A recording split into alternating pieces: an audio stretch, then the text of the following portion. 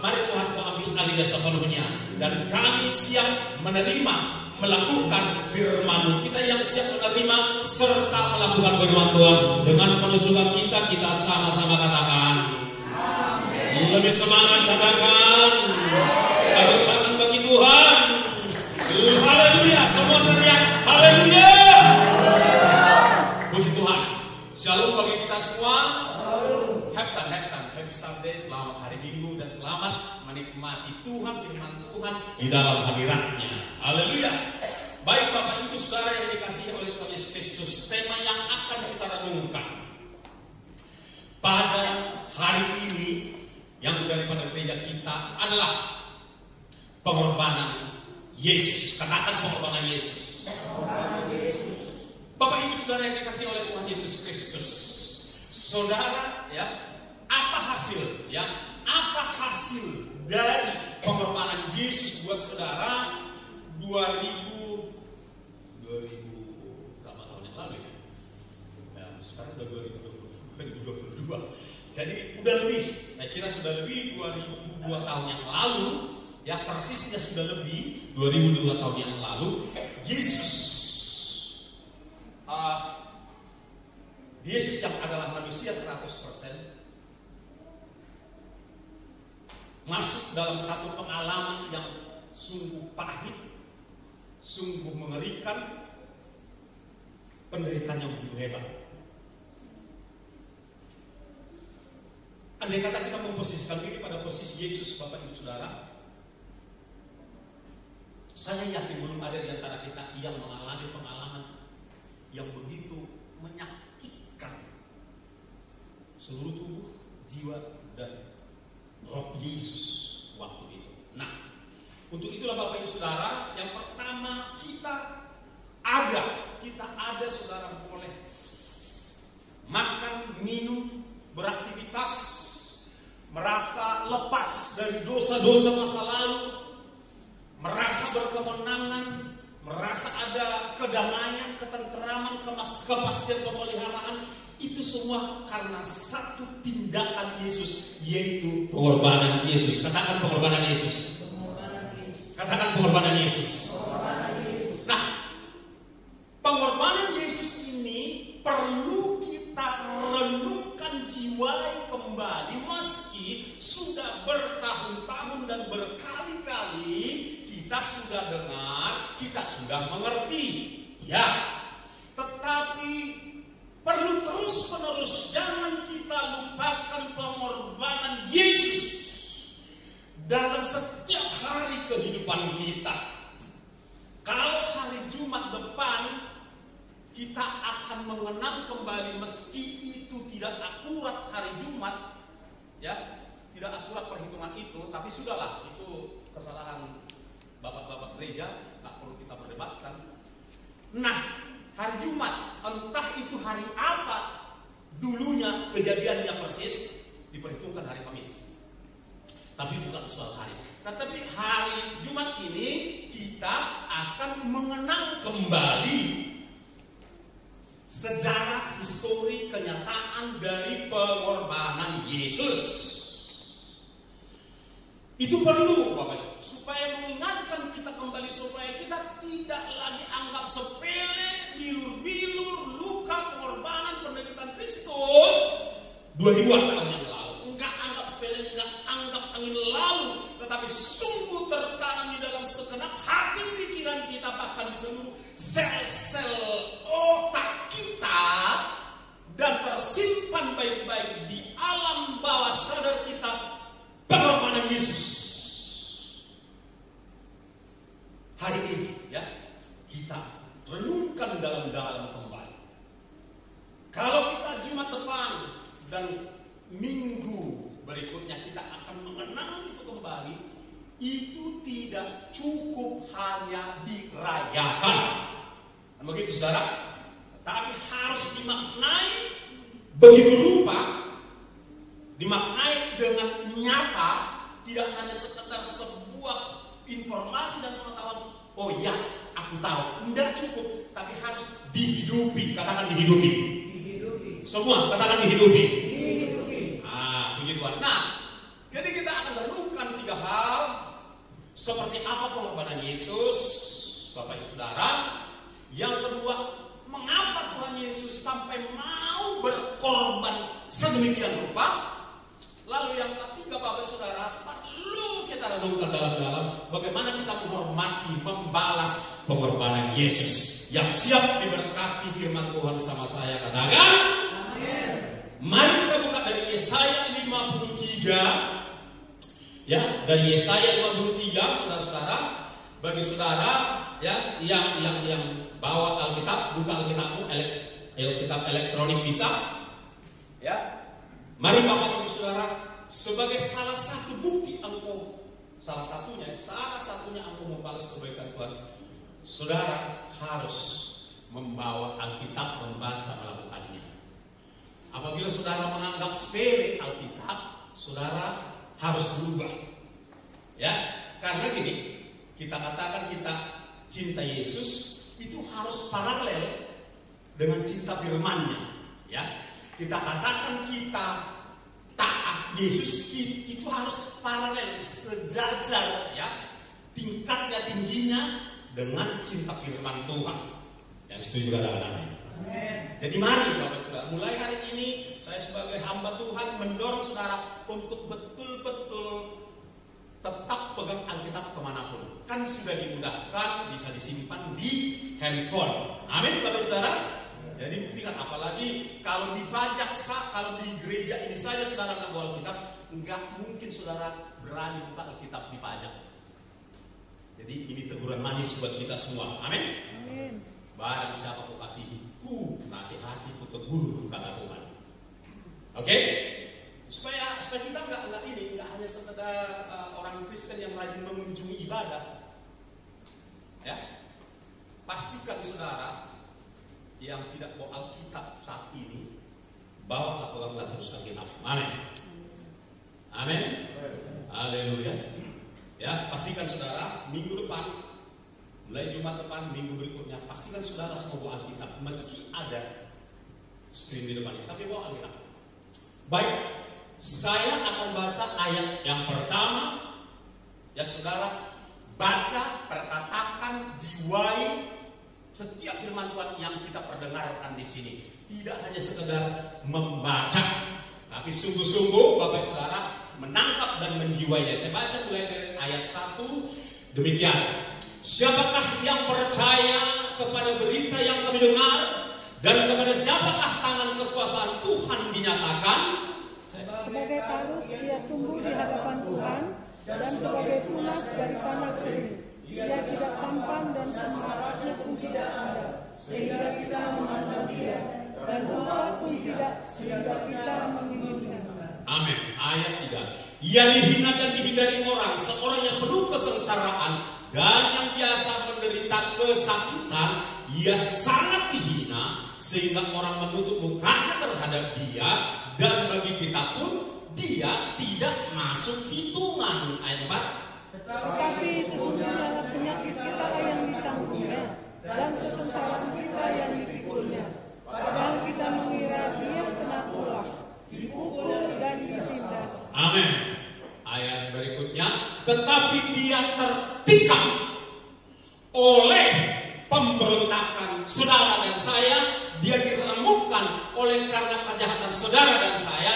Ganjaran yang mendatangkan keselamatan bagi saudara dan saya ditimpakan kepadanya, dan oleh bilur-bilurnya saudara dan saya menjadi sembuh. Ayat 6. Kita sekalian sesat seperti domba, masing-masing kita mengambil jalannya sendiri. Tetapi Tuhan telah menimpakan kepadanya kejahatan kita sekalian. Dia dianiaya. Kita baca sama-sama 1, 2, 3. Dia dianiaya, tetapi dia membiarkan diri ditindas dan tidak membuka mulutnya, seperti anak domba yang dibawa ke pembantaian, seperti induk domba yang keluh di depan orang-orang yang menggunting bulunya. Ia tidak membuka mulutnya. Bapak Ibu, begini. Untuk kita, Yesaya 53 ayat 1 hingga 7 sebenarnya masih ada ayat 8 dan seterusnya. Ini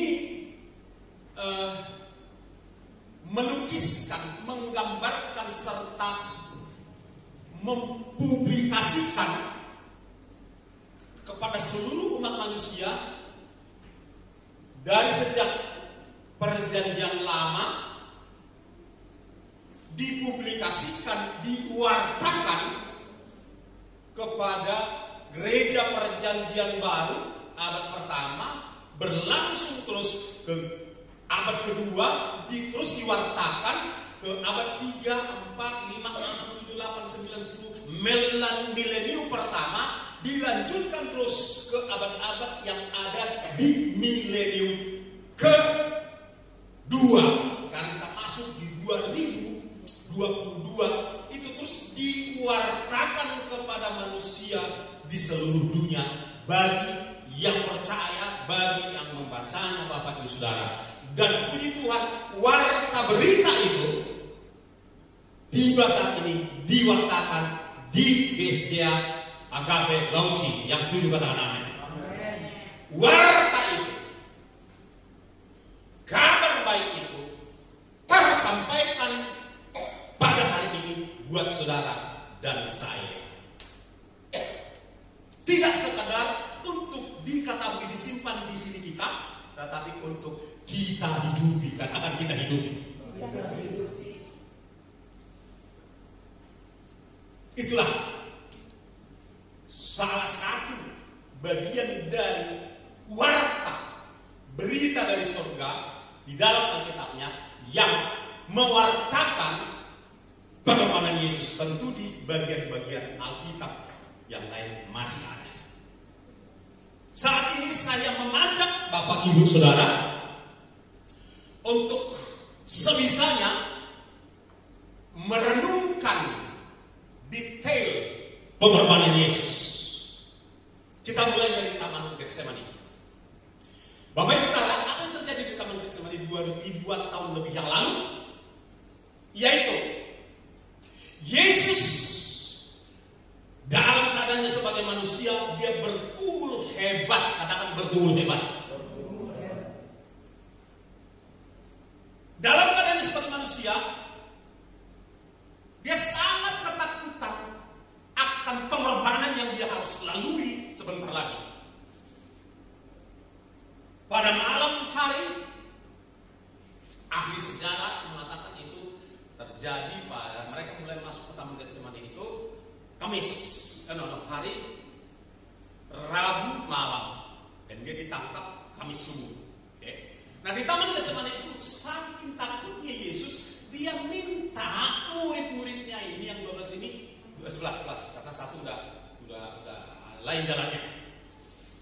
Minta, tolonglah, yuk kita berdoa bersama-sama. Dalam keadaannya sebagai manusia, dalam keadaannya sebagai imam, dia mengajak murid-muridnya berdoa karena satu hal, ketakutan yang luar biasa.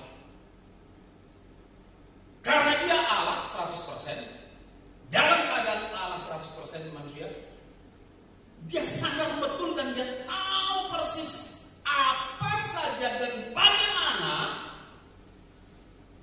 ngerinya, sakitnya, hebatnya penderitaan yang dia akan lalui sebentar lagi. Dia tahu semua. Tapi apa yang terjadi, saudaraku? Dia bolak-balik minta teman-temannya ini mendukung dia dalam doa. Pada ngantuk berat semua.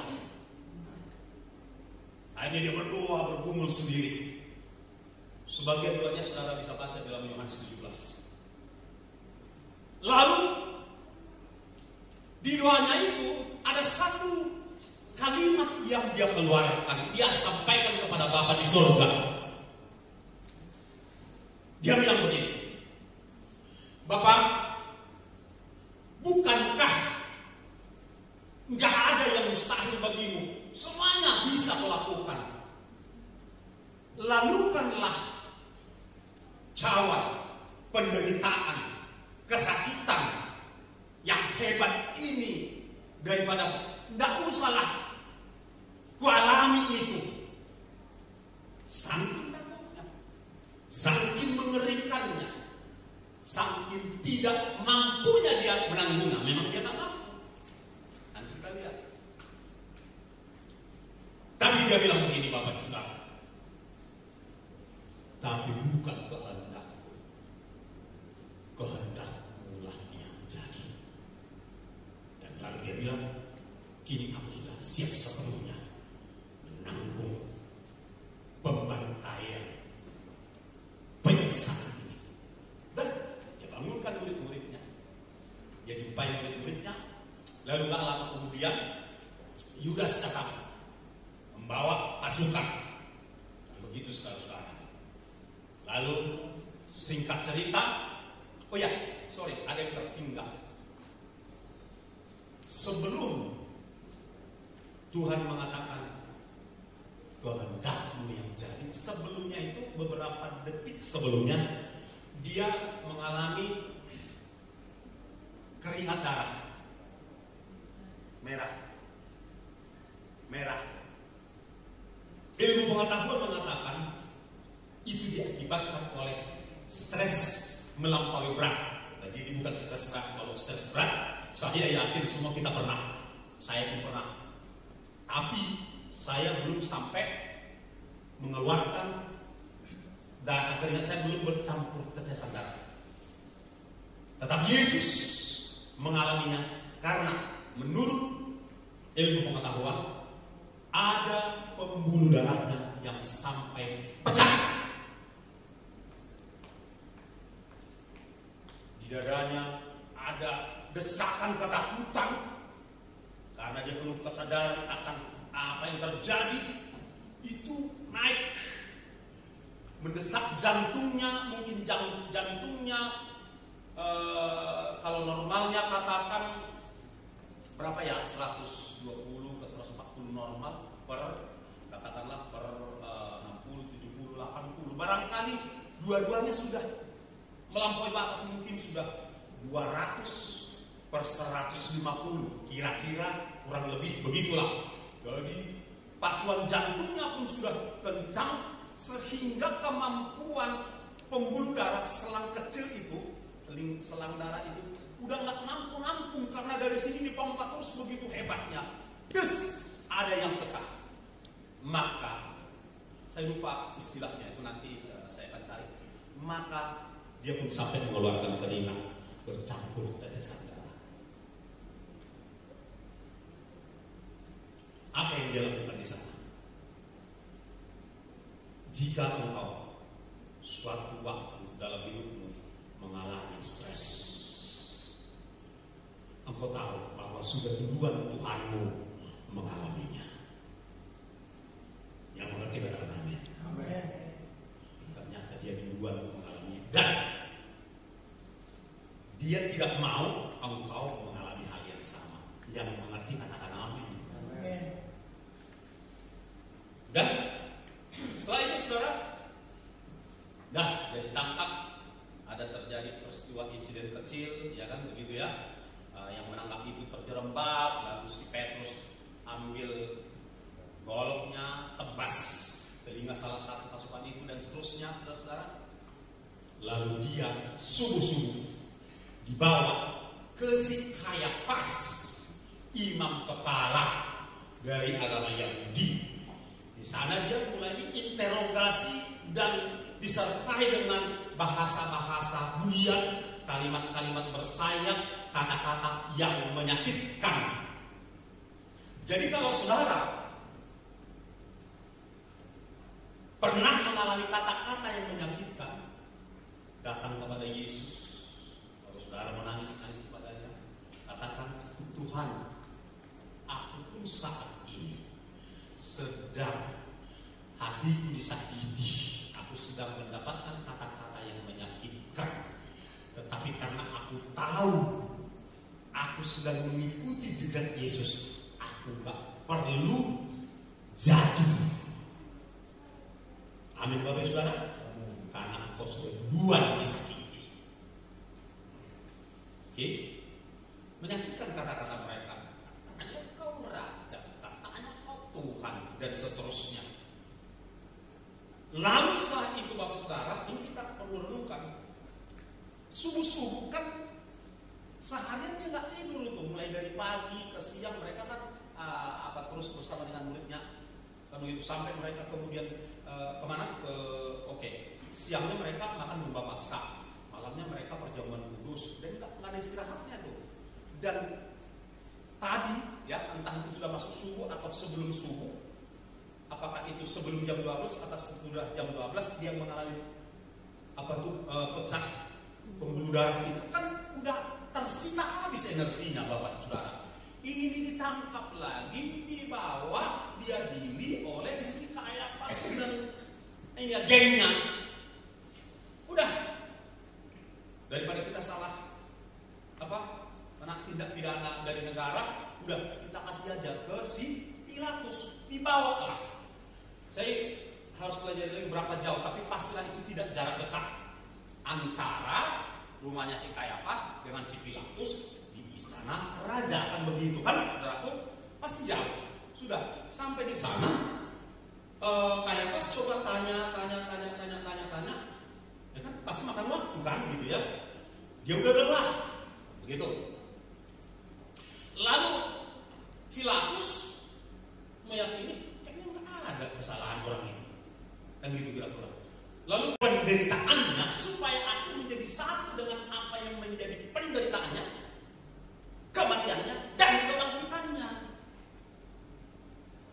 Itu nggak kuingat waktu itu, tapi yang kuingat waktu di kamar di asrama kami itu, bahwa aku sedang diizinkan Tuhan masuk nyatu dengan penderitaan Kristus, tapi tidak sehebat, sebesar, spektakuler penderitaan Kristus. Akunya mencicipi, namanya mencicipi. Hanya tester, kalau kita buat kue dikasih tester. Hanya itunya masih. Pun Tuhan Yesus bilang, engkau sedang kuberi kesempatan menikmati kasih karunia. Kasih karunia itu kalau kau mengalami penderitaan, sedikit penderitaan. Jadi Bapak Ibu Saudara, kalau saudara mengalami penderitaan karena Kristus dan firman Allah, karena engkau mempertahankan kebenaran, itu adalah kasih karunia. Katakan kasih karunia. Katakan itu adalah kemuliaan. Belum semua mengatakan kemuliaan. Kehormatan, katakan kehormatan. Wow, aku merinding. Itu rupanya ya. Tahu apa yang terjadi Bapak Ibu Saudara? Aku jadi kuat. Hebat kali, makanya rupanya arti daripada kekuatan ada di salib Kristus. Itu rupanya artinya. Kuat aku. Oke, besok pagi habis cek, saya jumpai dia. Apa banyak ini? Sini kita ngomong berdua. Saya ajak satu kamar ruangan di sekolah ini. Saya jelaskan bahwa persepsi yang salah bukan yang salah itu begini ceritanya. Saya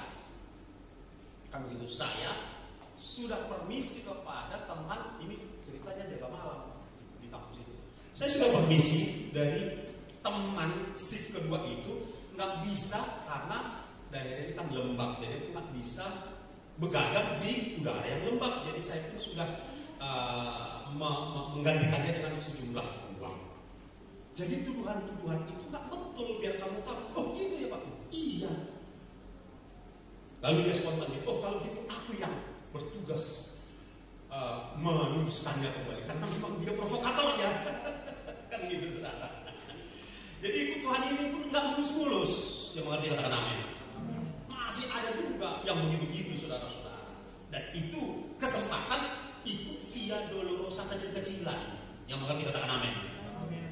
Udah, akhirnya diluruskannya, dibereskannya lah cerita itu. Tapi yang ingin saya share kepada Bapak Ibu Saudara pada kesempatan ini, ketika kita ikut mencicipi penderitaan Kristus, bukan makin sakit, tetapi makin kuat. Katakan makin kuat. Itu adalah kekuatan. Katakan itu adalah kekuatan. Tepuk tangan untuk Tuhan. Belum semua.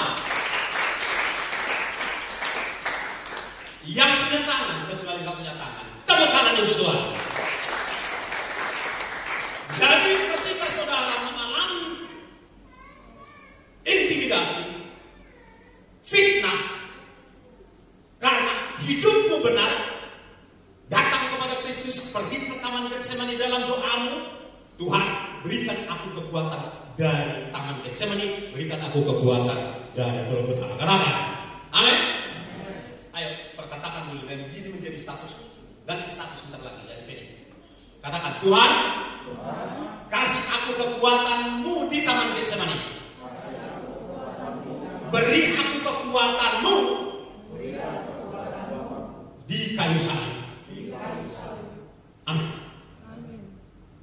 Udah Bapak Ibu Saudara. Lalu penderitaan dan pengorbanan Kristus sampai di sana, dia pun dipakukan dengan api yang kasar dan besar. Dan waktu dipakukan itu Yesus menjadi Bapak kacau mereka Tuhan, kirim api dari surga, bakar semua dendam kalian buat orang itu. Nggak begitu omongannya. Apa yang diucapkan? Ada yang tahu? Semua yang tahu. 1, 2, 3. Bapa, ampuni mereka karena mereka tidak tahu apa yang mereka perbuat. Dia teriak mengampuni orang yang sedang membantai dia, menyiksa dia. Apa pendeta sanggup seperti itu? Jujur belum. Tapi harus. Ini dia.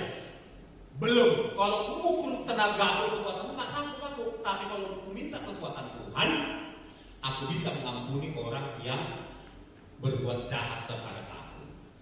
Yang setuju katakan amin. Amin. Jadi mulai hari ini tetaplah minta kekuatan dari Tuhan untuk mengampuni orang yang menjahati kita. Dan dia pun disalibkan dan berdirilah salib itu, dan di sana pun ejekan terus berlangsung. Bapak Ibu Saudara, di sana dia belum berhenti penderitaannya. Dia menggelantunglah di sana selama 3 jam.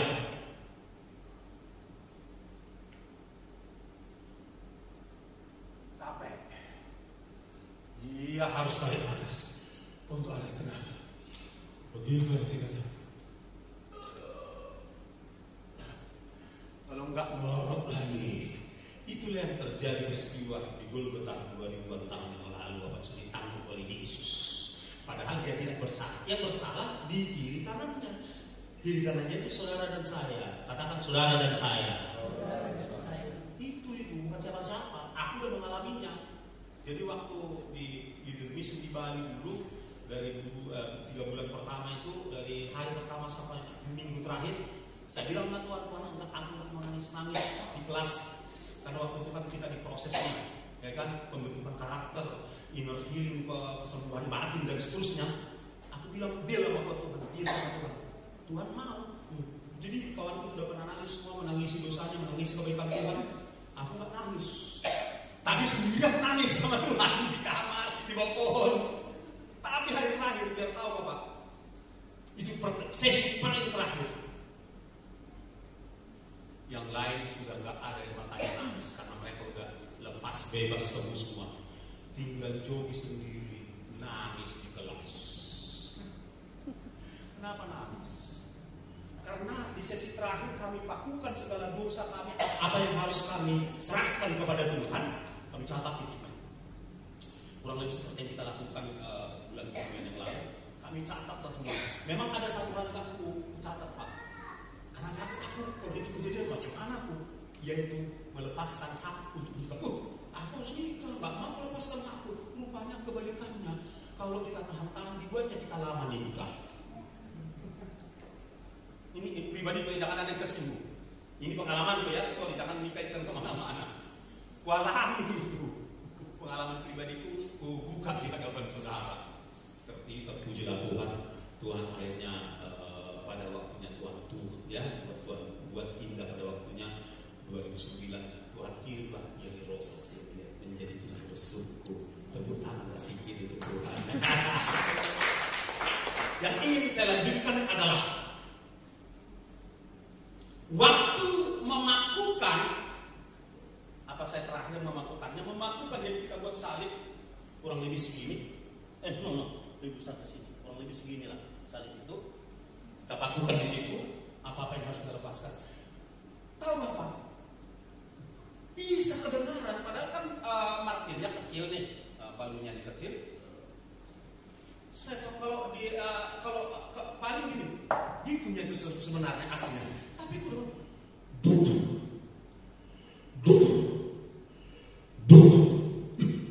saya terkejut, kok bisa sekali suaranya. Orang lain pasti nggak dengar itu, karena itu di alam roh saya kan begitu. Disitulah saya nangis, Pak. Lalu ada suara yang mengatakan selain dentuman suara Pak Alu tadi, ada suara, kau yang menyalibkan aku. Sadarlah saudara-saudara, betul akulah yang menyalibkan Yesus. Memang bukan tanganku langsung di Golgota, tapi di alam roh ternyata aku ikut memakukan dia di kayu salib. Ternyata kita semua di tempat ini ikut memakukan Yesus di kayu salib. Yang mengerti katakan amin. Amin. Setiap kita yang ada di ruangan ini dan yang mendengarkan khotbah ini, kau dan akulah yang menyalibkan Yesus. Dua orang di kiri kanan itu adalah perwakilan, tapi sesungguhnya kita yang menyalibkan dia. Tapi hebatnya Bapak Ibu Saudara, dia bilang begini kepada Bapak, ampunilah si Simbol, ampunilah si Tinting, ampunilah si Jogi, si Anu. Karena dia nggak ngerti apa yang diperbuatkan. Maka ditebuslah hidup saudara dan saya, dihapus dosa-dosa saudara dan saya. Mana tepuk tanganmu untuk Tuhan?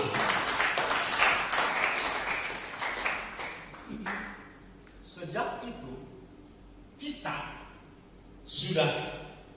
yang percaya, kita sudah ditebus. Katakan sudah ditebus. Sejak kita terima Yesus, Roma 8 ayat 1 berkata, barang siapa yang ada di dalam Kristus sudah tidak berada di dalam penghakiman. Jadi kita sudah bebas dari vonis penghakiman kelak. Yang setuju katakan amin. Nah sekarang Bapak Ibu Saudara, apa yang harus kita lakukan buat pengorbanan Yesus? Tidak ada lain Bapak Ibu Saudara. Seluruh hidup kita ini harus kita serahkan kepada Tuhan. Katakan amin. Kita buka dari Kolose 3:23, minta tolong seseorang bisa membacakannya. Kolose 3.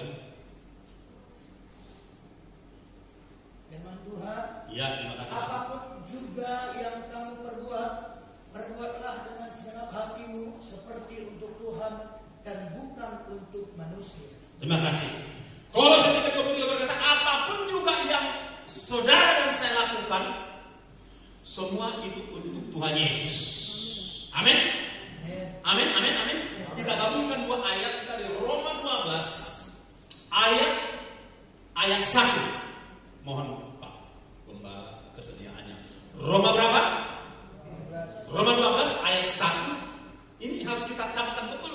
Kita nggak mau hanya dipuaskan dengan informasi kebenaran, tapi dengan kebenaran itu sendiri kita hidupi. Silakan Bapak. Karena itu saudara-saudara, karena itu jemaat di tempat ini, demi kemurahan Allah, aku menasihatkan kamu. Firman Tuhan menasihatkan kamu supaya kamu mempersembahkan tubuhmu terus Bapak, sebagai persembahan yang hidup, yang kudus dan yang berkenan kepada Allah. Itu adalah ibadahmu yang suci. Terima kasih. Amin. Jadi Kolose 3:23 berkata, apapun yang saudara lakukan, lakukanlah itu untuk Tuhan, bukan untuk istri. Kalaupun istri yang menerimanya, suami yang menerimanya, jemaat yang menerimanya, gembala yang menerimanya, masyarakat yang menerimanya, lakukanlah itu engkau lakukan. Saya ganti kalimat, itu saudara lakukan untuk Tuhan. Katakan untuk Tuhan. Karena dalam Roma 12 ini berkata, ya, demi kemurahan Allah supaya kamu mempersembahkan tubuhmu sebagai, jadi keseluruhan yang dilakukan oleh tubuh kita ini adalah ibadah yang sejati kepada Tuhan. Katakan ibadah yang sejati. Yang dilakukan oleh pikiran saudara, baik buruk, adalah ibadah. Kalau saudara lakukan yang buruk, pikirkan yang yang buruk-buruk untuk orang, maka engkau sedang tidak beribadah, atau paling tidak engkau sedang mencemari ibadahmu. Apa yang kau lihat, saudara, apa yang saudara lihat, ya kan tubuh ini. Apakah saudara melihat yang baik, yang kudus, atau yang najis? Engkau sedang tidak beribadah. Yang mengerti katakan amin. Amin. Apalagi mulut.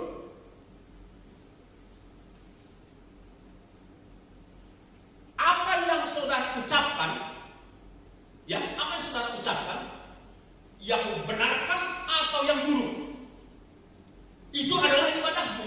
Kalau saudara suka menggemakan perkataan-perkataan yang buruk, engkau sedang tidak beribadah.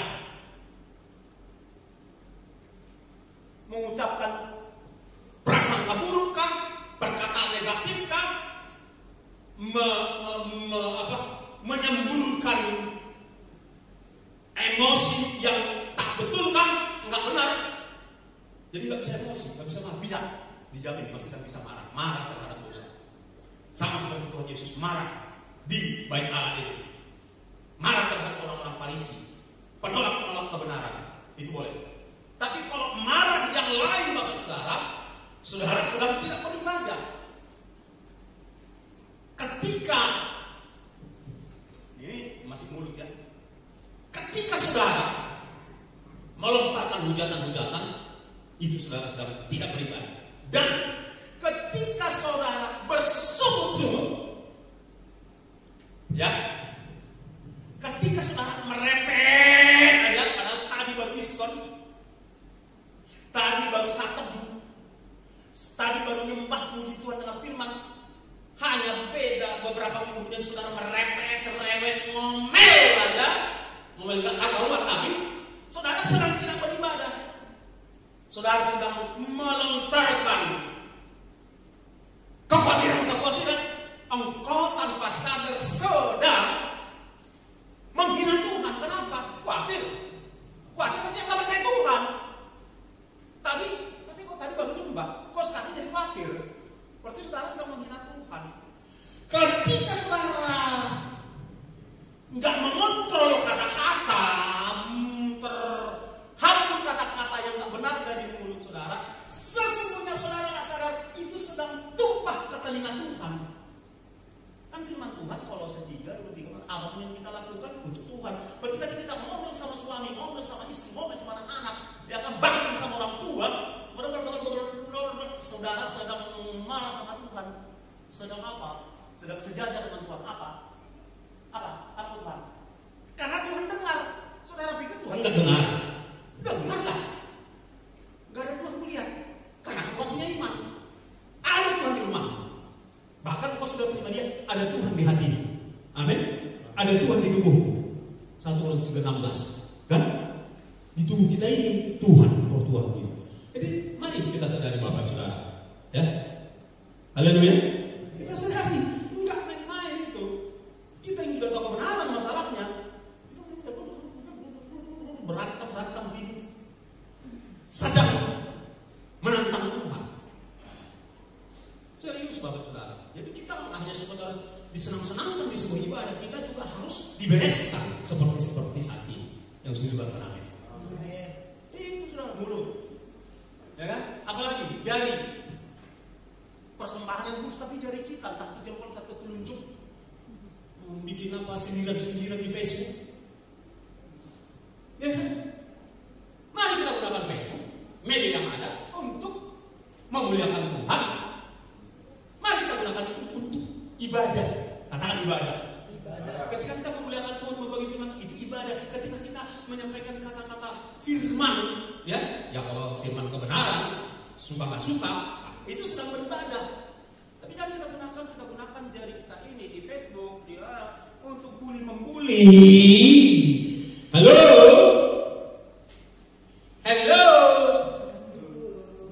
Shalom. Ini bukan untuk saudara saja, ini untuk pendengar YouTube ini nanti.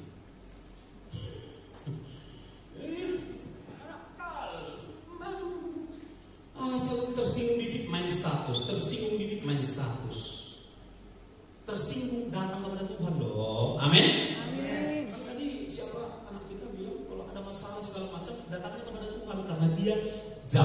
Amin. Facebook nggak akan bisa memberi jawaban terhadap persoalan saudara. Yang mengerti katakan amin. Jadi jangan curhat ke Facebook lah, ke Instagram lah, kemana lagi, WhatsApp lah, jangan ya. Curhat kepada siapa? Kepada Tuhan Yesus, karena Dia akan memberikan jawaban. Sudah, kaki kita, saudara-saudara, mari kaki kita pergunakan untuk mencari jiwa-jiwa, dibawa kepada kekekalan. Saya ulangi, ini perlu. Pergunakanlah kaki saudara untuk mencari jiwa-jiwa yang terhilang. Di mana mereka adanya? Ada di warung, ada di kedai, ada di pajak, ada di mana-mana, ada di kumpulan marga, ada tetangga kita yang belum seiman dengan kita. Bawa kakinya ke sana. Boleh dengan hormat, saya minta berdiri. Semua berdiri dengan hormat. Ayo, yang punya kaki berdiri, kecuali lagi terganggu kesehatannya. Oke, katakan, aku melangkahkan kakiku. Aku melangkahkan. Belum semua. Aku melangkahkan kakiku. Aku melangkahkan kakiku. Kiri kanan. Kiri kanan. Setiap saat. Tiap ada kesempatan. Mencari jiwa-jiwa yang terhilang. Mencari jiwa-jiwa yang terhilang. Diberkatilah kedua kaki saudara. Silakan duduk. Jadi hanya itu kerja kami Pak tiap hari. Ya tetap cari duit juga dong. Kan begitu, di pekerjaan, di usaha, ya di sana ada jiwa. Jadi bisanya sekaligus jalan. Kerja, cari duit, dan juga cari jiwa. Sejalan itu bisa sejalan. Amin Bapak Saudara. Nah, saudara yang dikasih oleh Tuhan, cara itulah kita untuk membalas pengorbanan Tuhan. Amin. Mari kita berhenti hidup untuk menyenangkan diri sendiri. Sebelah, mari kita berhenti untuk hanya menyenangkan diri sendiri. Haleluya. Mari kita bawa seluruh hidup kita ini, kita persembahkan untuk Tuhan. Seperti Roma 12 ayat, kita persembahkan seluruh hidup kita untuk Tuhan. Amin. Penutup, pastikan saudara, ya sesuai dengan perkataan Tuhan Yesus, simpanlah hartamu di surga. Caranya bagaimana Pak Pendeta? Investasikan pikiranmu, doamu, waktumu, tenagamu, dompetmu untuk pekerjaan Tuhan, untuk mencari jiwa, untuk memberkati sesama. Ketika engkau memberkati sesama, ketika engkau pergi ke penjara, memberi makan orang lapar, kasih pakaian untuk yang telanjang saudara, mengunjungi panti asuhan dan seterusnya, engkau sedang menanam, sedang save, sedang simpan uangmu di surga. Siapa di antara saudara yang pernah simpan uang di ATM atau di bank? Boleh angkat tangan. Hanya 2 orang. Wah, luar biasa simpan uang di bank berarti ya. Saya tanya sekali lagi, berapa banyak dari saudara yang pernah simpan uang di bank atau di ATM? Coba angkat tangan. Ayo angkat tangan Pak. Supaya makin tambah ya ATM apa dan nomor rekening kita. Angkat tangan, mau didoakan ini, nggak mau. Udah bosan sama uang, kasih kami. Ayo angkat tangan, yang mau, yang mau. Nah, tetap angkat tangan saudara, angkat tangan. Semangat, jangan malas, ya. Pemalas nggak masuk surga. Enggak, tetap masuk surga. Jemput itu sama. Saudara, ketika saudara masukkan sejumlah uang di box ATM itu, ya, saudara lakukanlah hal yang sama di pekerjaan Tuhan. Silakan turun tangan. Jadi tiap kali saudara masukkan uang di box ATM, ingatlah juga untuk engkau share, bagikan, sisihkan sebagian uang untuk disimpan di bank kerajaan surga. Ya, nama banknya jelaskan BKS, Bank Kerajaan Surga. Tuhan yang bilang, simpan hartamu di surga. Ketika kita simpan, kita tabung, kita saving, kita bagikan uang kita dalam pekerjaan Tuhan, tanpa sadar ATM kita di surga nambah. Rumah kita di sana dibangun. Ya, nanti kalau udah siap rumahnya dibangun, ini bukan rumah, istana. Rumah istana kita di sana dibangun. Tiap kali kita menabur, menyimpan uang kita di pekerjaan Tuhan, di ladang Tuhan. Itu yang terakhir dan yang boleh dilupakan, bagaimana kita membalas kebaikan Tuhan. Haleluya, haleluya. Saudara, renungkan kembali kalau saudara lupa, ya, lupa, mana tahu lupa dari sini, lihat kembali di YouTube, Jogi sedang putar, ya, bukan promosi. Bagi saya subscriber penting, gak penting. Bagi saya penting, saudara bisa kembali merenungkan setiap firman Tuhan itu. Saudara diberkati, saudara dibekali, dan hidup saudara semakin luar biasa di hadapan Tuhan. Amin. Yang kekurangan makin diberkati Tuhan. Amin. Yang sudah diberkati Tuhan makin diberkati Tuhan. Yang sudah dikatakan amin. Yang sakit disembuhkan, yang susah dihiburkan. Haleluya. Yang berbeban berat mengalami kelepasan, yang merasa gagal mengalami kemenangan demi kemenangan demi kemenangan bukan selama sementara kita hidup di bumi ini, saudara-saudara. Untuk itulah pengorbanan Yesus. Kita bangkit berdiri. Mohon pemain musik boleh maju ke depan, saudaraku. Haleluya. Kita angkat satu pujian kepada Tuhan. Haleluya, haleluya. Ya, saudara fokus. Dan lagu ini mohon tidak usah ditampilkan dulu di screen karena semua sudah hafal. Haleluya, haleluya, haleluya. Siapkan lagu yang tadi, anakku. Hidupku yang lama, semuanya angkat kedua tanganmu tinggi-tinggi agar engkau. Haleluya. Hidup ini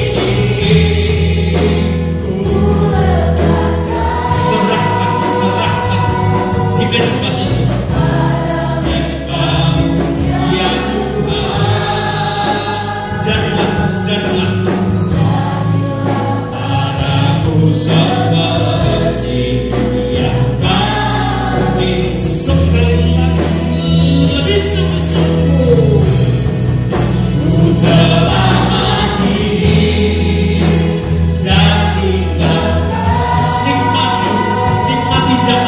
bilur-bilur Yesus, nikmati jamaah bilur-bilur Yesus. Dari kali-kali tercurah kuasa kesembuhan, pemulihan. Amin.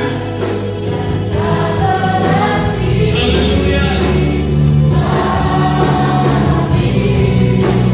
Hidup ini ku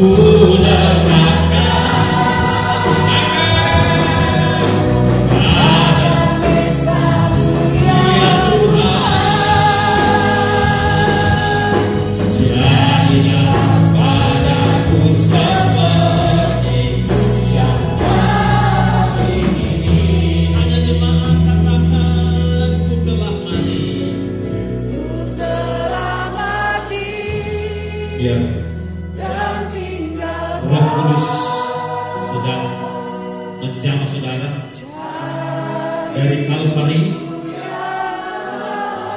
dari salib Kristus, dari tubuh Kristus, mengalir kuasa kesembuhan, mengalir kuasa penyelaman, mengalir kuasa pembebasan. Atas itu engkau dibebaskan dari segala tekanan dan dosa-dosa. Dia sedang memulihkan hidupmu.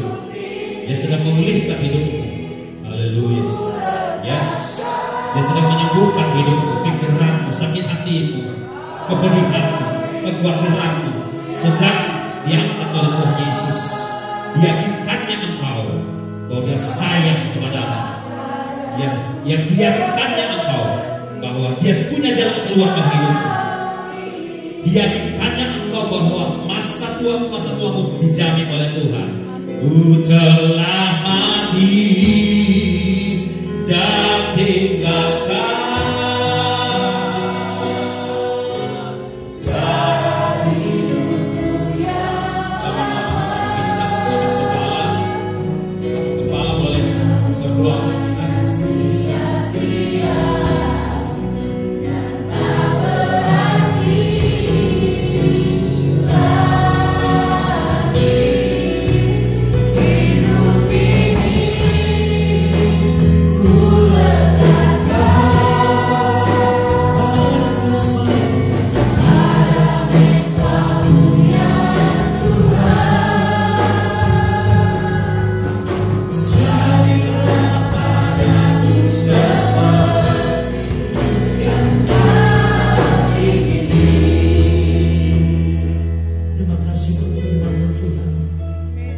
Terima kasih firman-Mu mengingatkan akan pengorbanan Kristus bagi kami. Firman-Mu mengingatkan